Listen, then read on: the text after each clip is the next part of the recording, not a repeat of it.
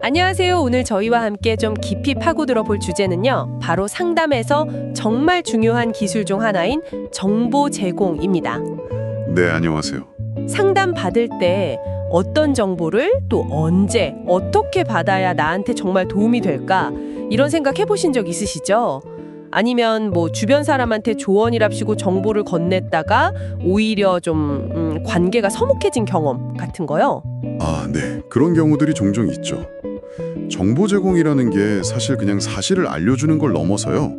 상대방이 스스로 좀 문제를 이해하고 또 해결책을 찾아갈 힘을 길러주는 상당히 섬세한 과정이거든요. 섬세한 과정이다. 네. 상담 원리에 따르면 이 기술을 제대로 잘 활용하면 불안감을 줄이고 문제 해결 능력을 키우는 데 아주 큰 도움이 될 수 있다고 봅니다. 오늘은 그래서 상담 전문가이신 선생님 모시고 이 정보 제공의 모든 것을 알아보려고 합니다. 정보 제공이 정확히 뭐고 어떻게 해야 효과적인지 또 어떤 점은 좀 조심해야 하는지 실제 사례까지 한번 쭉 살펴보면서요. 여러분께서 상담 장면이든 아니면 그냥 일상생활에서든 정보를 주고받을 때 활용할 수 있는 통찰을 좀 얻어가실 수 있도록 안내해드릴게요. 자, 그럼 한번 제대로 파헤쳐 볼까요? 네, 좋습니다. 그럼 선생님, 먼저 정보 제공이 정확히 뭔지 이것부터 좀 짚고 넘어가야 할 것 같아요. 그냥 뭐 내가 아는 걸 알려주는 거, 그거랑은 좀 다른 개념인가요? 네. 좋은 질문이신데요. 상담 원리에 의하면 정보 제공은 상담자가 내담자에게 어떤 특정한 사실이나 자료, 때로는 의견, 아니면 활용 가능한 자원 같은 것들에 대한 지식을 전달하는 상담 기법으로 정의합니다. 지식을 전달하는 기법이군요. 네. 근데 여기서 중요한 건 이게 단순한 지식 전달 그 자체의 목적이 있는 게 아니라는 점이에요. 아, 목적이 다르다. 그렇죠. 핵심 목표는 내담자가 지금 처한 문제 상황을 좀 더 명확하게 이해하도록 돕고 또 어떤 선택지들이 가능한지 탐색하게 하고 그래서 결국에는 좀 더 합리적인 의사결정을 내릴 수 있도록 돕는 데 있는 거죠. 그렇군요. 내담자가 스스로 생각하고 결정하게끔 돕는다. 네. 그래서 내담자의 자율성을 존중하면서 아주 신중하게 사용되어야 하는 기법이고요. 우리가 흔히 하는 조언 있잖아요. 네네, 조언. 그거랑은 좀 명확히 구분될 필요가 있어요. 조언은 아무래도 좀 더 지시적인 성격이 있을 수 있잖아요. 이렇게 해보세요라던가. 그렇죠. 방향을 딱 정해주는 느낌? 네. 근데 정보 제공은 객관적인 지식을 전달해서 내담자가 그걸 바탕으로 스스로 선택하고 결정하도록 돕는 데 훨씬 더 초점을 맞춘다는 차이가 있습니다. 아, 그렇군요. 그러니까 내담자가 스스로 생각하고 결정할 힘을 길러주는 거네요. 그럼 이게 상담 과정에서 왜 그렇게 중요한 건가요? 구체적으로 이게 어떤 효과가 있는지 그게 좀 궁금해요. 정보 제공은 여러 가지 중요한 치료적인 효과를 가집니다. 상당히 많죠. 여러 가지요. 예를 들면요. 우선 첫 번째로는 불안 감소 및 현실 검증에 도움이 된다는 점을 들 수 있어요. 불안 감소. 네, 정보가 부족하면 괜히 막연하게 불안해지잖아요. 뭘 몰라서 생기는 불안감 같은 거요. 맞아요. 그럴 때 있죠. 그런 불안감을 줄여주고 또 혹시 내담자로 어떤 왜곡된 인식을 가지고 있다면 그걸 좀 바로잡아서 현실에 더 명확하게 볼 수 있도록 돕는 거죠. 아, 현실 검증이라는 게 그런 거군요. 그렇죠. 예를 들어서 내가 겪는 어떤 증상이 사실은 꽤 흔한 거고 다른 사람들도 많이 겪는다는 정보를 알게 되면 어떨까요? 그럼 좀 안심이 될 것 같은데요. 나만 이상한 게 아니구나 하고요. 바로 그거죠. 그런 식으로 안심하게 되는 효과가 있습니다. 이게 첫 번째고요. 네. 둘째는 문제 해결 능력 강화에 직접적으로 기여한다는 점입니다. 문제 해결 능력 강화요. 네, 문제를 해결하려면 여러 가지 대안들을 생각해보고 또 각 선택지가 어떤 장단점이 있는지 따져봐야 하잖아요. 그렇죠. 당연히 그래야죠. 정보 제공은 바로 이 과정에 필요한 정보들, 예를 들어 다양한 해결책에는 뭐가 있는지, 각 방법에 예상되는 결과는 어떤지 같은 것들을 제공해 주는 거죠. 아, 선택지를 넓혀주고 판단 근거를 주는 거군요. 맞습니다. 그래서 문제 해결 능력을 키우는데 직접적인 도움이 되고요. 네. 셋째는 의사결정을 지원하는 역할입니다. 이건 앞서 말한 문제 해결 능력 강화랑도 좀 연결되는데요. 의사결정 지원. 네. 예를 들어서 어떤 교육 프로그램을 선택할지 아니면 진로를 결정할 때 어떤 직업의 전망은 어떤지 또 치료 방법에는 어떤 옵션들이 있는지 등등 관련 정보를 제공해서 내담자가 더 나은 결정을 내릴 수 있도록 돕는 거죠. 정말 실질적인 도움이네요. 그럼요. 네 번째로는 잘못된 정보 수정 및 교육의 역할을 합니다. 잘못된 정보 수정이요? 네. 사람들이 가끔 잘못된 믿음이나 정보를 가지고 있는 경우가 있잖아요. 특히 정신건강 문제에 대한 편견이라던가 아니면 대인관계 기술에 대한 오해 같은 것들이요. 아, 그럴 수 있겠네요. 이럴 때 정확한 정보를 제공해서 그런 잘못된 믿음을 바로잡아주고 특정 주제에 대한 이해도를 높여주면 결국 그게 내담자의 대처 능력을 향상시키는 결과로 이어지죠. 교육적인 기능이라고 할 수 있습니다. 교육적인 기능, 흥미롭네요. 그리고 마지막으로 5번째는요. 시기적절하고 유용한 정보는 상담 관계를 강화시킨다는 점이에요. 상담 관계까지요? 네. 내담자 입장에서는 상담자가 자신을 위해서 뭔가 적극적으로 알아봐주고 필요한 정보를 제공해준다고 느끼면 어떨까요? 나를 정말 도와주려고 하는구나 믿음이 갈 것 같은데요. 그렇죠. 바로 그겁니다. 상담자가 나를 적극적으로 돕고 있다고 느끼게 되고 그 과정에서 상담자에 대한 신뢰가 쌓이게 되는 거죠. 좋은 상담 관계를 만드는 데 기여하는 겁니다. 와, 정말 다양한 긍정적 효과가 있네요. 불안 감소, 문제 해결 능력 강화, 의사결정 지원, 잘못된 정보 수정, 심지어 상담 관계 강화까지. 그냥 정보를 잘 활용하는 것만으로도 정말 큰 변화를 만들 수 있겠다. 이런 생각이 드는데요.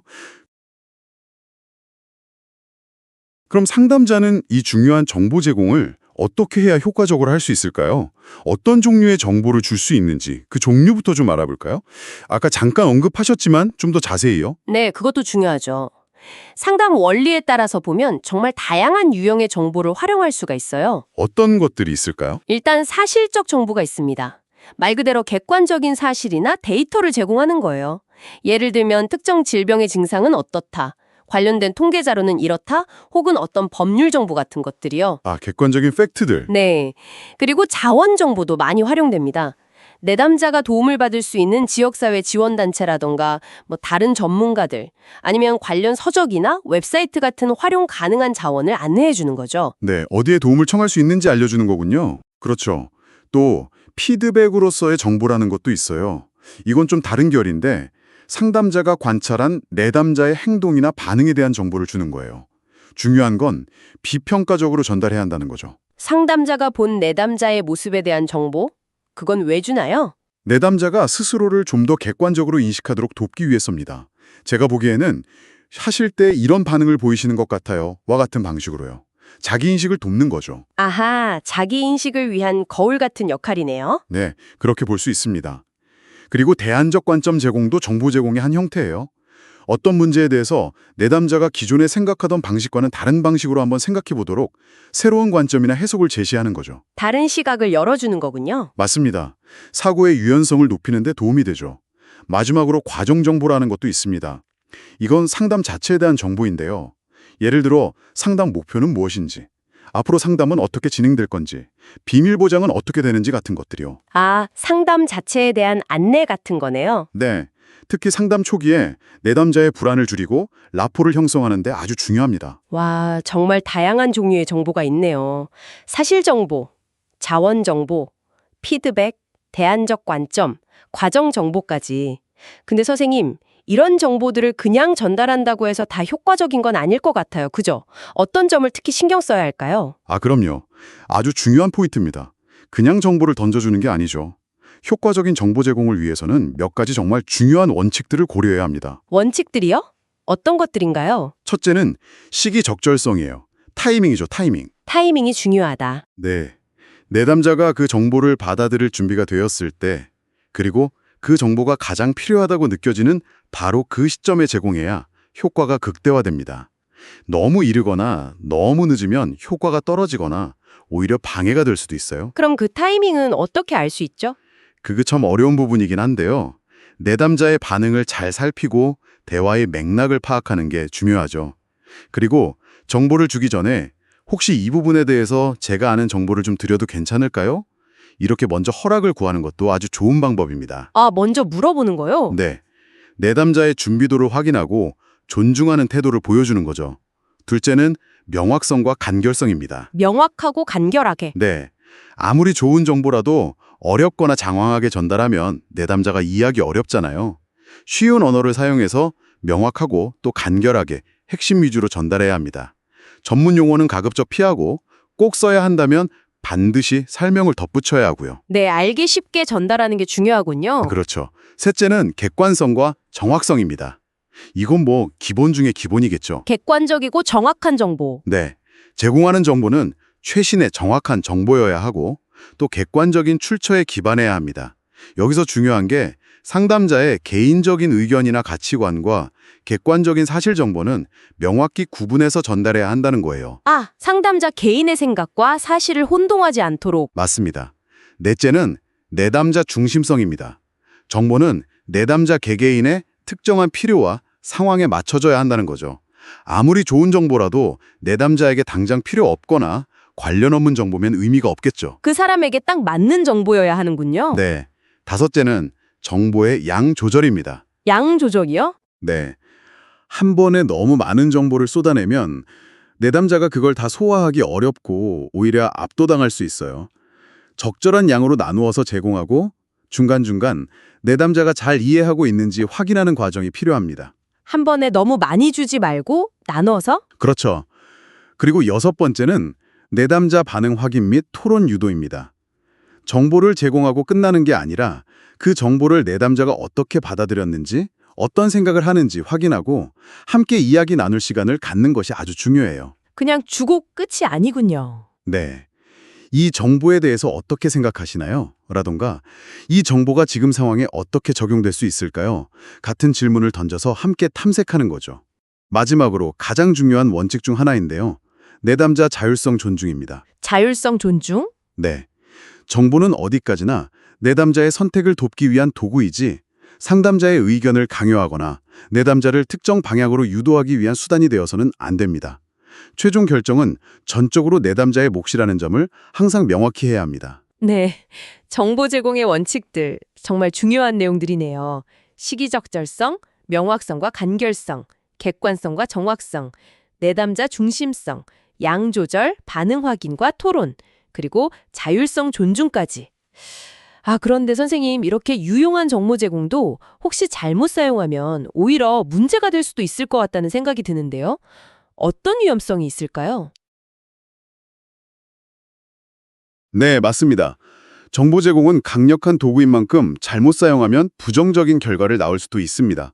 몇 가지 주의할 점들이 있죠. 어떤 점들을 주의해야 할까요? 첫째로 내담자의 의존성을 증가시킬 수 있다는 위험이 있어요. 의존성이요? 네, 상담자가 계속해서 정보를 주고 해결책을 제시하는 역할을 도맡아 하게 되면 내담자는 점점 스스로 문제를 해결하려는 노력을 덜하게 되고 상담자에게 의존하게 될 수 있다는 거죠.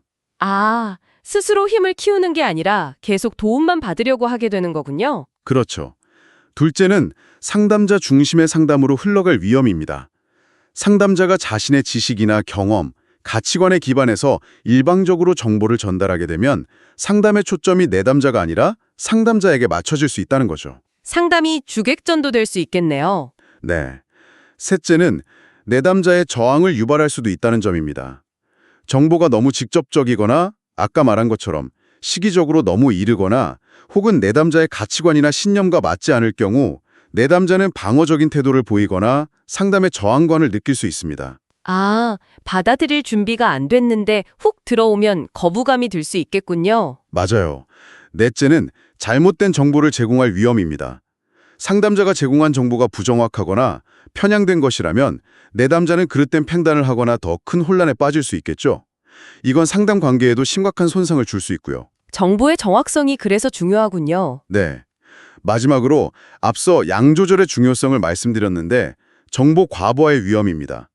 너무 많은 정보를 한꺼번에 주면 내담자를 압도하고 혼란스럽게 만들어서 오히려 아무런 도움도 되지 못할 수 있다는 거죠. 듣고 보니 정말 조심해야 할 부분들이 많네요.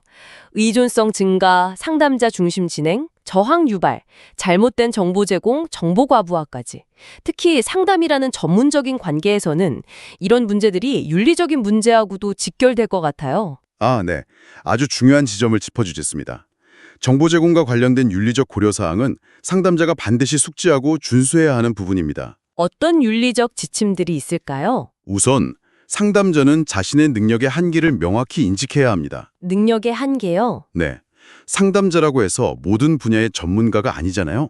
자신의 전문성이나 능력 범위를 벗어나는 정보 제공은 피해야 합니다. 예를 들어 의학적인 진단이나 법률적인 자문 같은 것은 상담자의 영역이 아니죠. 이런 경우에는 해당 분야의 전문가에게 의뢰하는 것이 윤리적으로 올바른 판단입니다. 아, 내가 모르는 분야는 함부로 말하지 말아야 하는군요. 그렇죠. 둘째는 객관성 유지입니다. 정보를 제공할 때 상담자 개인의 가치관이나 편견이 개입되지 않도록 항상 유의해야 합니다. 객관적이고 균형 잡힌 정보를 제공하는 것이 중요하죠. 네, 개인적인 생각이 들어가면 안 되겠네요. 셋째는 앞서도 강조했지만 내담자 자율성 존중입니다.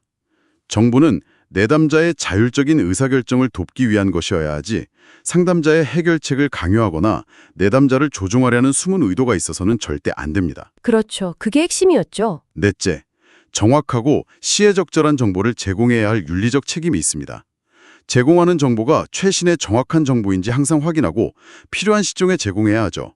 오래되거나 잘못된 정보를 주는 것은 비윤리적일 수 있습니다. 네, 정보의 질과 타이밍. 다섯째는 다문화적 감수성입니다. 내담자의 문화적 배경이나 가치관이 정보 수용 방식에 영향을 미칠 수 있거든요. 따라서 이런 문화적 맥락을 충분히 고려해서 정보를 제공해야 합니다. 문화적 차이도 고려해야 하는군요. 네, 마지막으로 비밀 보장과의 균형도 중요합니다. 정보를 제공하는 과정에서 다른 내담자의 정보나 제3자의 비밀이 누설되지 않도록 각별히 주의해야 합니다. 정확하고 시의적절한 정보 제공, 다문화 감수성, 비밀 보장까지. 정보 제공이라는 게 정말 신중해야 하는 작업이군요. 선생님, 그럼 이제 이론적인 설명들을 좀 넘어서 실제 사례를 통해서 보면 이해가 더 잘 될 것 같아요. 정보 제공이 성공적으로 이루어진 사례와 좀 그렇지 못했던 사례를 비교해서 설명해 주실 수 있을까요? 네, 좋은 생각입니다. 사례를 통해 보면 훨씬 와닿으실 거예요. 먼저 성공적인 사례로 진로 결정에 어려움을 겪던 대학생 A의 사례를 한번 보죠. 네, 진로 고민하는 대학생이요? 이 학생은 자기에 대해서도 잘 모르고 또 직업 세계에 대한 정보도 너무 부족한 상태였어요. 그래서 막연하게 불안해하고 있었죠. 네, 그럴 수 있죠. 상담자는 먼저 이 학생이 자신의 흥미나 가치관, 강점 같은 것들을 탐색하도록 충분히 도왔어요. 그 다음에 학생이 좀 관심을 보이기 시작한 몇몇 직업 분야에 대해서 구체적인 정보를 제공하기 시작했죠. 예를 들면 그 직업의 실제 업무 내용은 뭔지, 어떤 자질이 필요한지, 연봉 수준은 어느 정도인지, 앞으로의 전망은 어떤지 같은 것들이요. 아, 구체적인 정보들을 줬군요. 네. 그리고 관련 정보를 얻을 수 있는 웹사이트나 현직자 인터뷰 자료 같은 자원 정보도 함께 제공했죠. 중요한 것은 이 정보를 한 번에 다 준 게 아니라 여러 회기에 걸쳐서 학생의 속도에 맞춰 나누어 제공했다는 점입니다. 그리고 매번 정보를 제공한 후에는 학생이 그걸 어떻게 이해했는지, 어떤 생각이 드는지 충분히 대화하면서 확인하고 논의하는 시간을 가졌어요. 아, 아까 말씀하신 원칙들을 잘 지켰네요. 시기적절성, 양조절, 반응 확인. 맞습니다.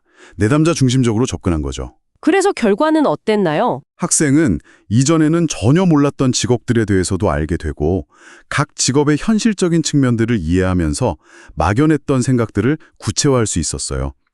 결국에는 자신에게 맞는 몇 가지 선택지로 좁혀서 구체적인 진로 계획을 세울 수 있게 되었죠. 나중에 학생이 이런 말을 하더라고요.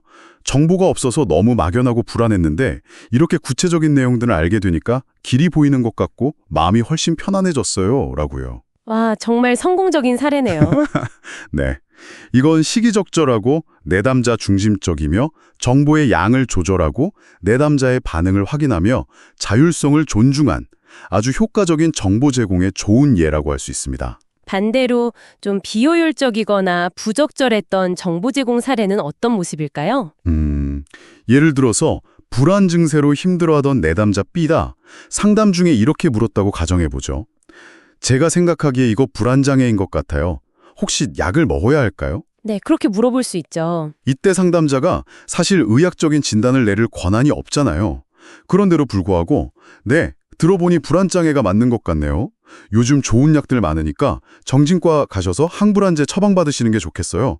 이런 식으로 단정적으로 말하고 마치 약물 치료를 권유하는 듯한 정보를 일방적으로 제공한다면 이건 좀 문제가 될 수 있습니다. 아, 어떤 문제가 생길 수 있는 거죠? 우선 내담자는 상담자의 말을 듣고 더 큰 불안감을 느낄 수도 있어요.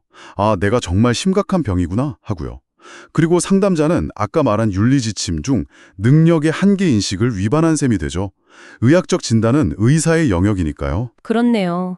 상담자가 진단을 내리면 안 되죠. 네, 그리고 내담자가 자신의 불안에 대해 충분히 이야기하고 탐색할 기회를 갖기 전에 상담자가 너무 성급하게 약물 치료라는 해결책을 제시한 인상을 줄 수 있어요. 이건 내담자의 자율적인 판단을 저해할 뿐만 아니라 상담 관계 자체를 해칠 수도 있는 위험한 접근입니다. 아, 내담자의 이야기를 충분히 듣고 공감하는 게 먼저인데 너무 빨리 해결책을 지시해버린 거군요. 그렇죠. 이런 경우에는 불안 때문에 많이 힘드셨겠네요. 불안장애나 약물 치료에 대해 궁금하신 점이 있으신 것 같은데 그 부분에 대해 좀 더 자세히 이야기 나눠볼까요? 그리고 필요하다면 정신건강의학과 전문의와 상담해보시는 것도 고려해볼 수 있을 것 같아요. 와 같이 접근하는 것이 훨씬 더 적절하고 윤리적인 정보 제공 방식이라고 할 수 있습니다. 그렇군요. 성공 사례와 실패 사례를 이렇게 비교해서 들어보니까 어떻게 정보를 제공해야 할지 또 어떤 점을 피해야 할지 그 차이가 훨씬 명확하게 와닿는 것 같습니다. 자, 그럼 선생님, 이제 마무리를 할 시간이 다가오는데요. 효과적인 정보 제공을 위해서 상담자들이나 혹은 일상에서 정보를 제공하는 입장에 있는 우리 모두가 꼭 기억해야 할 실천적인 제언 같은 게 있다면 마지막으로 좀 요약해 주실 수 있을까요? 네, 그럼 몇 가지 핵심만 다시 한번 강조해 보겠습니다. 네, 부탁드립니다. 첫째, 목적을 잊지 말아야 합니다. 정보 제공은 오직 내담자의 이해를 증진시키고 문제 해결을 돕고 성장을 지원하기 위한 것이어야 합니다. 상담자 자신의 지식을 뽐내거나 특정 방향으로 유도하려는 목적이 되어서는 안 되겠죠. 오직 내담자를 위해서. 둘째, 확인하는 습관이 중요합니다. 정보를 주기 전에 내담자가 정말 그 정보를 필요로 하는지 또 받아들일 준비는 되었는지 먼저 확인하는 것이 좋습니다. 혹시 점점에 대해 정보가 필요하신가요? 일방적으로 정보를 전달하기보다는 제가 알기로는 이러한 정보가 있는데 함께 살펴볼까요? 와 같이 내담자와 함께 탐색하고 논의하는 파트너로서의 자세를 취하는 것이 효과적입니다. 함께 찾아가는 느낌으로? 다섯째, 전달 방식에 신경 써야 합니다. 한 번에 소량씩 이해하기 쉬운 언어와 방식으로 전달하고 필요하다면 시각 자료 등을 활용하는 것도 도움이 될 수 있습니다. 이해하기 쉽게. 여섯째, 반응 점검은 필수입니다. 정보를 제공한 후에는 반드시 내담자가 어떻게 이해했는지, 어떤 느낌이나 생각을 갖게 되었는지 확인하고 혹시 오해가 있다면 바로잡아주는 과정이 필요합니다. 피드백 확인. 일곱째, 정보의 한계를 인식시켜주는 것도 중요합니다. 제공된 정보가 모든 문제를 해결해주는 절대적인 답이 아닐 수 있음을 알려주고 다른 대안적인 관점이나 해결책도 함께 고려해 볼 수 있도록 격려하는 것이 좋습니다. 이게 다가 아닐 수도 있다. 마지막으로 지속적인 학습과 성찰이 필요합니다. 상담자는 관련 분야의 최신 지견을 꾸준히 습득하고 자신의 정보 제공 방식에 대해 윤리적으로 성찰하며 필요하다면 동료나 슈퍼바이저에게 자문을 구하는 노력을 계속해야 합니다. 네, 오늘 정보 제공에 대해서 정말 깊이 있게 다뤄봤네요. 처음에는 그냥 정보를 준다는 단순한 행위로 생각하기 쉬운데 오늘 이야기를 나눠보니 이게 정말 내담자의 성장을 돕는 아주 섬세하고 또 중요한 상담 기술이라는 걸 다시 한번 느끼게 됐습니다. 네, 맞습니다. 정보 제공은 잘 사용하면 내담자의 불안을 줄이고 문제 해결 능력을 키우며 합리적인 의사결정을 도모는 아주 강력한 도구가 될 수 있습니다. 네. 하지만 그 효과를 제대로 보려면 아까 강조했던 것처럼 제공하는 시기, 내용, 방법, 정보의 양 등을 아주 신중하게 고려해야 하고요. 무엇보다도 내담자의 자율성을 존중하는 태도를 견지하면서 윤리적인 지침들을 철저히 준수해야 합니다. 잠재적인 위험성도 항상 인지하고 주의 깊게 사용해야 하는 기술이죠. 결국 궁극적으로는 내담자가 상담자의 도움 없이도 스스로 필요한 정보를 탐색하고 또 그 정보를 비판적으로 평가하고 그래서 현명한 결정을 내릴 수 있는 그런 힘을 키우도록 돕는 것이 정보 제공의 목표라고 하셨죠. 상담이 끝난 후에도 스스로 삶의 문제들을 잘 해결해 나갈 수 있도록 말이에요. 정확합니다. 바로 그 지점이 정보 제공이라는 기술이 갖는 진정한 치료적 가치라고 할 수 있겠습니다. 스스로 설 수 있는 힘을 길러주는 것, 그것이 핵심이죠. 네, 오늘 저희와 함께한 이 깊이 있는 탐구가 여러분께서 정보를 대하는 방식, 그리고 또 다른 사람과 정보를 나누는 방식에 대해서 한번 새롭게 생각해보는 계기가 되었기를 진심으로 바랍니다. 네. 마지막으로 청취자 여러분께 이런 질문을 하나 던져보고 싶습니다. 어떤 질문인가요? 여러분께서 일상에서 매일 접하는 그 수많은 정보들, 그 정보들이 과연 얼마나 객관적이고 또 여러분 자신의 자율적인 판단을 돕고 있다고 생각하시나요? 혹시 정보라는 이름 아래 누군가의 의도나 편견이 교묘하게 숨어 있진 않을까요? 아, 생각해볼 만한 질문인데요. 네. 이 질문을 마음속에 한번 품고 주변의 정보들을 조금은 더 비판적인 시각으로 살펴보시는 것은 어떨까 제안해 봅니다. 네, 오늘 선생님과 나눈 이 정보 제공에 대한 이야기가 상담 현장뿐만 아니라 우리 모두의 일상적인 소통에도 작은 통찰을 더해 주었기를 바라면서 오늘 이야기는 여기서 마무리하도록 하겠습니다. 다음에 더 흥미롭고 유익한 주제로 다시 찾아뵙겠습니다. 들어주셔서 감사합니다. 네, 감사합니다.